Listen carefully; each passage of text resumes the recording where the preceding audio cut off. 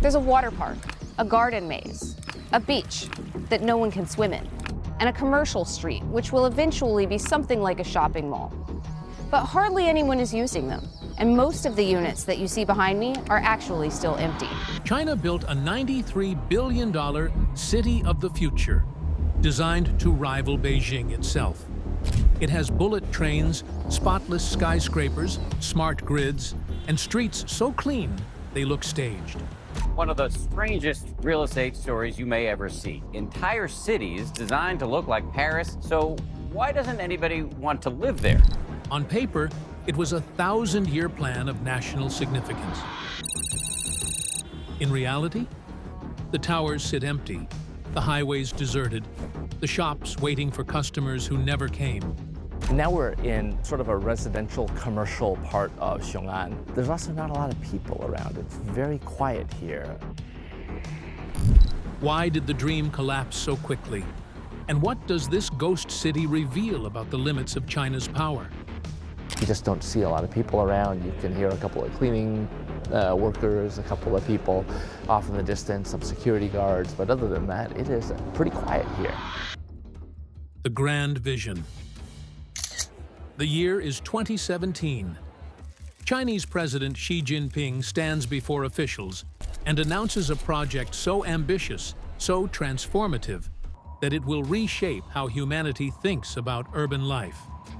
He's not talking about renovating an existing city or expanding suburbs. He's talking about creating an entire metropolis from scratch. The location, a floodplain in Hebei province, 70 miles south of Beijing. 3 rural counties, Zhongshan, Rongcheng, and Anxin, home to about 1.2 million people living in traditional villages and small towns. This quiet region, largely agricultural, unremarkable in every way, is about to become ground zero for China's most expensive urban experiment. Xi's vision is sweeping. Xiong'an will solve Beijing's crushing overcrowding problem. The capital, home to over 21 million people, is choking on its own success.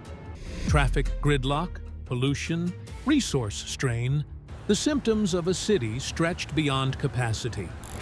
Xiong'an will act as an overflow, a second capital, a place where government functions and state enterprises can relocate, relieving pressure on Beijing while creating a model for future Chinese urban development. But this isn't just about practical concerns. Xi sees Xiong'an as proof of concept for his political philosophy, what he calls the third way between Western capitalism and outdated communist models. He says that this city will demonstrate that scientific planning, technological innovation, and strong state control can create urban perfection. A place where efficiency meets livability, where smart systems anticipate residents' needs, where every aspect of daily life is optimized through data and design. The propaganda begins immediately. State media describes Xiong'an as a 1,000-year plan of national significance, comparing its importance to the establishment of the Shenzhen Special Economic Zone in 1980 and the development of Shanghai's Pudong district in the 1990s. Both of those projects transformed China's economy, turning sleepy regions into global powerhouses. Xiong'an, officials promise, will be even more significant. The planning is meticulous. Teams of architects, urban designers, and engineers from around the world submit proposals. The specifications are demanding. Ultra-high-speed fiber optic networks throughout the city, comprehensive facial recognition systems for security and convenience, infrastructure supporting autonomous vehicles, green spaces and parks occupying 40% of the urban area, zero-carbon energy systems, advanced water management to address the floodplain location. It's meant to be COVID-proof, too, with wide boulevards, minimal crowding, buildings designed with airflow and sanitation in mind. After the pandemic exposed vulnerabilities in dense urban environments, Xiong'an's spacious layout seems prescient, forward-thinking. International architectural firms win awards for their Xiong'an designs. Buildings feature integrated greenery, wooden balconies that soften the urban landscape, communal spaces that foster community. On paper, in renderings, in the elaborate models displayed at planning exhibitions, Xiong'an looks extraordinary. A city that's learned from the mistakes of rapid urbanization elsewhere. A place designed for humans, not just vehicles and commerce. Construction begins in earnest. Tens of thousands of workers flood into the region. Cranes dominate the skyline. Foundation pits become building skeletons that then become finished towers at breathtaking speed. China's construction industry, already the most productive in the world, operates at maximum capacity. Concrete is poured 24 hours a day. Assembly line housing techniques allow residential towers to rise in months instead of years. The Xiong'an railway station opens, a gleaming temple of transportation connecting the new city to Beijing by high-speed rail. The journey takes just over half an hour. The station itself is an architectural theater.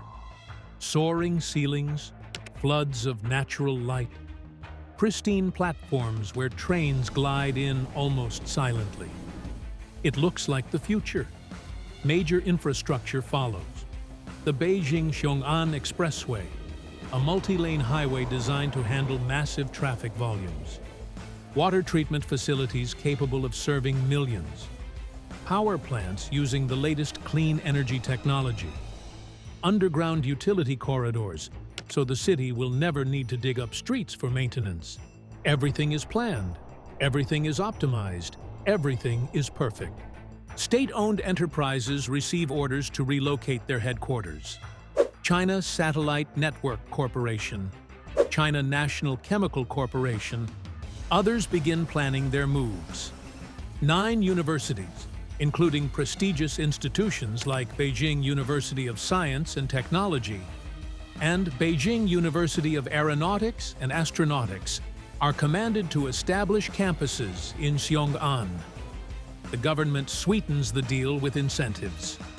Rent subsidies for businesses, tax breaks, guaranteed contracts, promise of access to the best infrastructure in China. The message is clear. Relocate to Xiong'an and be part of something historic.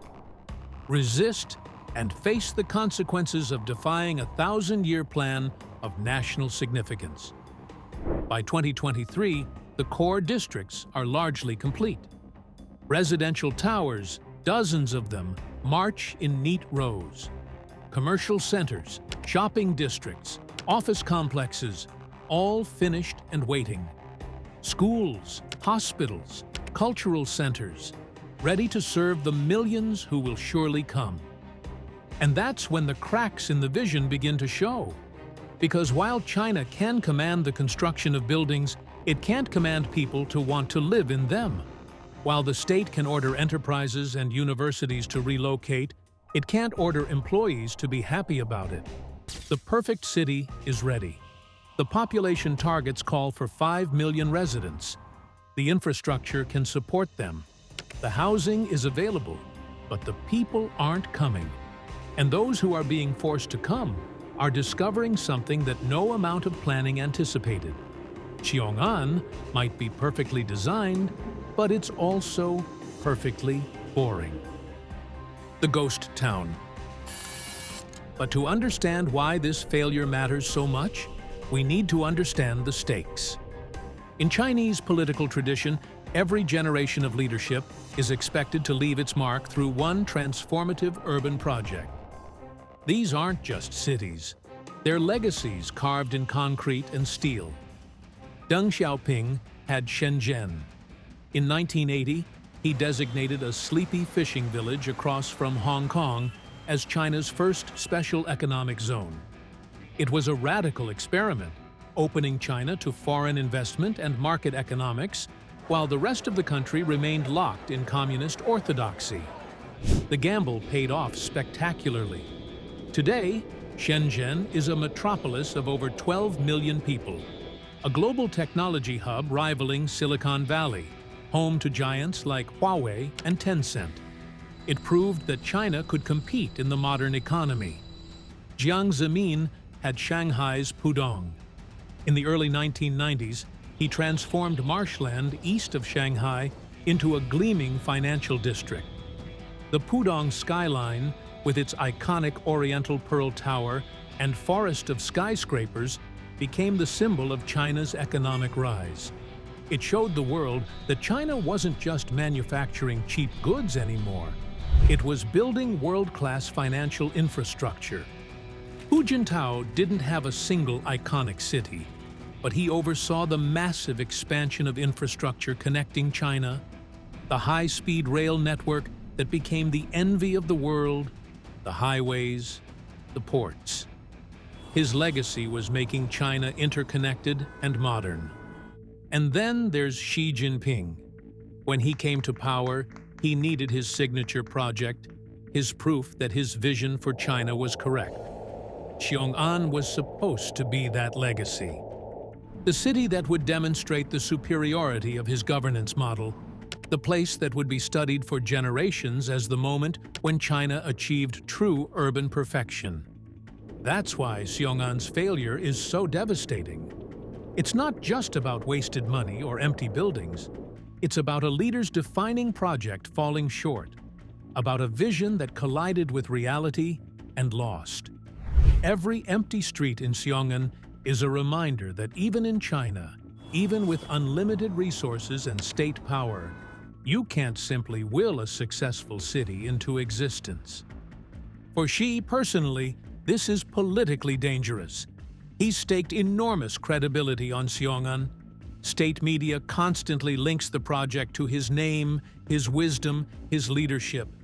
If Xiong'an fails, that failure reflects directly on him in a way that's impossible to deflect or obscure. And in China's political system, where perception of strength and competence is everything, that's a vulnerability he can't afford. Walk through Xiong'an today, and you'll experience something deeply unsettling. The city is complete.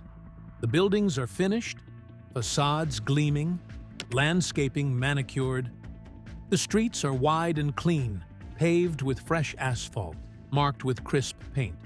Traffic lights cycle through their patterns. Street lights illuminate perfectly maintained sidewalks.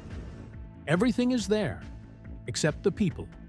The Xiong'an railway station, that architectural marvel, sits largely empty. Occasionally, a train arrives, disgorges a few passengers who look around uncertainly, then departs again. The vast platforms echo. The retail spaces inside the station, designed for thriving commerce, display "coming soon" signs that have been there for months. A custodian pushes a mop across floors that barely need cleaning, just for something to do. Step outside, and the emptiness intensifies. The Beijing-Xiong'an Expressway, built to handle massive traffic volumes, carries only scattered vehicles. During what should be rush hour, you can see empty lanes stretching to the horizon. No congestion, no slowdowns, just smooth sailing through a city that was supposed to be bursting with life. The residential towers, identical in their modern efficiency, have lights in perhaps one window in 10. Most apartments remain unoccupied, their rooms never lived in, their appliances never used. Entire buildings stand empty, monuments to optimistic population projections that haven't materialized. Shopping centers are particularly eerie. The retail spaces exist, the infrastructure is ready, but the stores are mostly vacant. Those that have opened operate at a loss, waiting for the customers who never arrive. A restaurant owner stands in his doorway, watching the empty street, calculating how much longer he can survive on government subsidies before giving up. Cities aren't just physical structures. They're accumulations of history, accidents of geography, organic growths that emerge from human needs and desires. People are drawn to cities for opportunity, yes, but also for diversity, for culture, for the unexpected encounters that happen when millions of lives intersect. Cities are messy, chaotic, inefficient. And those aren't bugs, they're features. Xiong'an has none of that messiness. Every building looks similar. Every street follows the same pattern. The layout is logical, efficient, and soul-crushingly monotonous. It's been compared to an oversized Milton Keynes, referencing the British planned town famous for being orderly, modern, and culturally dead. But even Milton Keynes has pubs, restaurants, theaters that emerged organically over decades.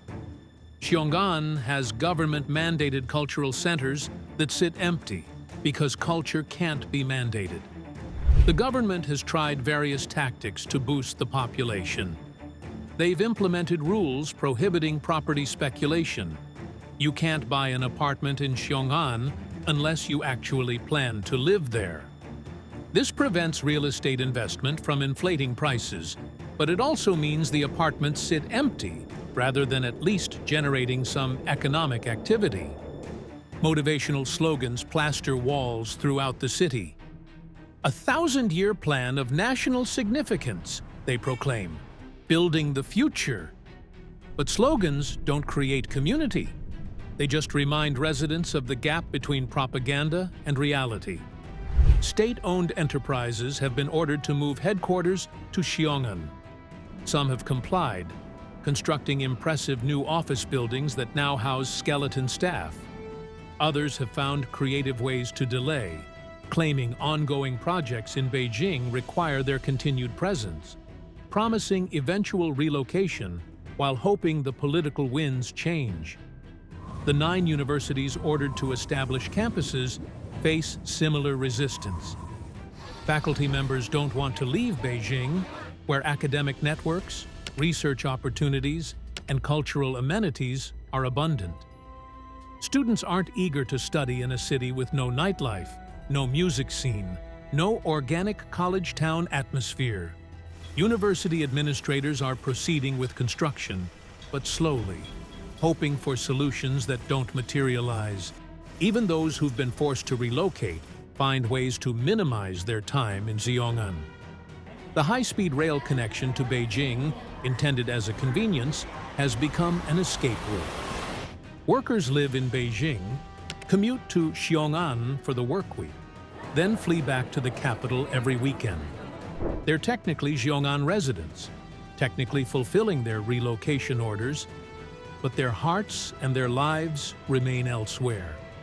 The facial recognition systems, the smart city infrastructure, all the technological marvels that were supposed to make life seamless, just feel like surveillance in a city with nothing to do.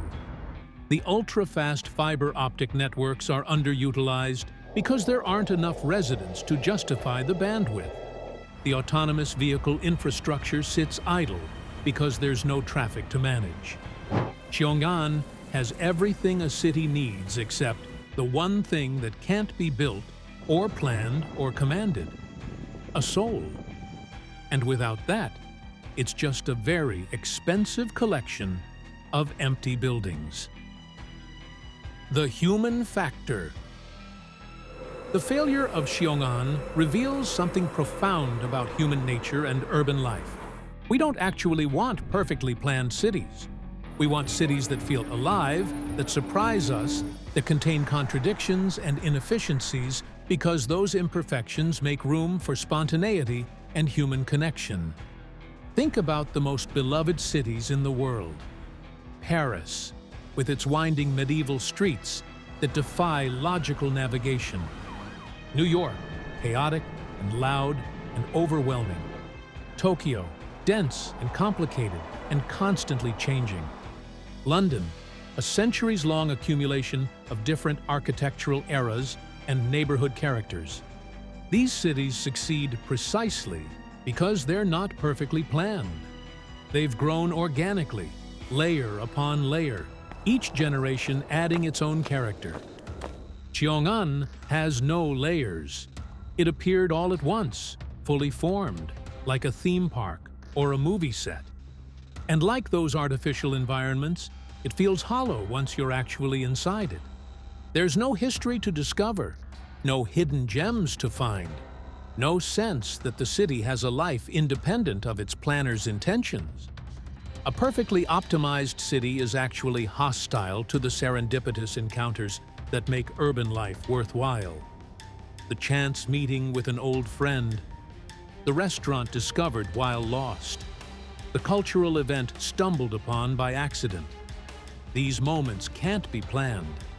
They emerge from density, from diversity, from the overlapping of many different purposes and people in shared space. Xiong'an's spacious boulevards and orderly layout eliminate this possibility. There's nowhere to get lost because the grid is too regular. There are no hidden corners because everything is exposed and legible. The city is readable at a glance, which means there's nothing left to discover. There's also a class dimension to Xiong'an's failure. The city was designed for educated professionals, the kind of workers who have options, who can negotiate with employers, who can find jobs elsewhere if forced to relocate to somewhere they don't want to live. These aren't factory workers who can be easily compelled. They're engineers, researchers, managers, people with valuable skills and bargaining power. And they're using that power to avoid Xiong'an. Companies are discovering they can't recruit talent if relocation to Xiong'an is required. Universities are finding that faculty positions in Xiong'an go unfilled, while similar positions in Beijing receive dozens of qualified applications. The market is speaking clearly. Xiong'an is not where people want to be. The economic reality. The financial scale of Xiong'an's failure is staggering. $93 billion, an amount that could have funded countless other projects, poured into construction that's not being used. The opportunity cost alone is enormous. For context, $93 billion could have built approximately 31,000 schools, funded healthcare for tens of millions of people for years, developed new industries and technologies, improved infrastructure across existing Chinese cities that actually need it. Instead, that money created empty buildings in a floodplain. And it's not just the construction costs. The ongoing maintenance of Xiong'an, keeping the buildings maintained, the streets clean, the utilities running, costs money every day, even with minimal population. It's a financial drain that will continue for years or decades. The real estate market in Xiong'an has completely failed to materialize. Initially, there was speculation that property values would soar as the city developed. Investors looked at Shenzhen and Pudong, both of which saw explosive property appreciation after their development, and assumed Xiong'an would follow the same trajectory. But the speculation never really took off, partly because the government restricted property purchases to actual residents, and partly because potential investors could see the obvious problem. You can't have a real estate market without demand. And there's no demand for housing in a city where no one wants to live. State-owned enterprises have it the worst. They can't simply leave. They were ordered to relocate by the government, and leaving would be politically impossible. But they're discovering that operating in Xiong'an is deeply inefficient. They can't attract talent. They can't easily collaborate with partners who are all still in Beijing. They're geographically separated from the government agencies they need to work with, ironically because those agencies haven't relocated yet either. Some state enterprises have adopted a split model, maintaining skeleton headquarters in Xiong'an while keeping most actual operations in Beijing. This satisfies the letter of relocation orders while minimizing actual disruption. But it also means they're paying for two sets of facilities, further increasing costs. From a pure economic perspective, Xiong'an is a catastrophe. The return on investment is non-existent. The $93 billion generated almost nothing of value, and the costs continue to mount. Every year that Xiong'an sits underpopulated, the government invests more trying to solve the problem. More subsidies for businesses, more pressure on state enterprises, more propaganda campaigns selling the dream of a model city. It's throwing good money after bad, but admitting failure would be politically unthinkable. There's also the question of what happens long-term. Buildings that aren't used deteriorate faster than occupied ones. Without people living in apartments, using appliances, running water, the buildings age poorly. Seals dry out, systems fail, pests move in. What's gleaming and new today could be falling apart in a decade if the population doesn't materialize. The floodplain location adds another layer of risk. Xiong'an was built on land prone to flooding, with sophisticated water management systems designed to handle the problem. But those systems require constant maintenance and operation. If funding is cut, if attention drifts, the city could face serious flood risk. Some critics have called Xiong'an a white elephant in a floodplain, expensive, useless, and potentially dangerous. Xi Jinping can't afford to let Xiong'an fail completely. It's too closely associated with his leadership, his vision of China's future. But saving it requires either forcing millions of people to relocate against their will, which would create immense social and political problems, or fundamentally rethinking what the city is meant to be. Neither option is appealing. And so Xiong'an exists in limbo, not quite failed but nowhere near successful. A $93 billion monument to the limits of top-down urban planning. Rearranging deck chairs. Faced with Xiong'an's obvious problems, the Chinese government's response has been characteristically bureaucratic. Create more oversight, more committees, more management structures, as if the solution to a city with no soul is more administration. At a summit at the end of 2024, authorities announced a new city management system. 4 district committees, 21 municipal departments, and 25 government agencies will now oversee Xiong'an.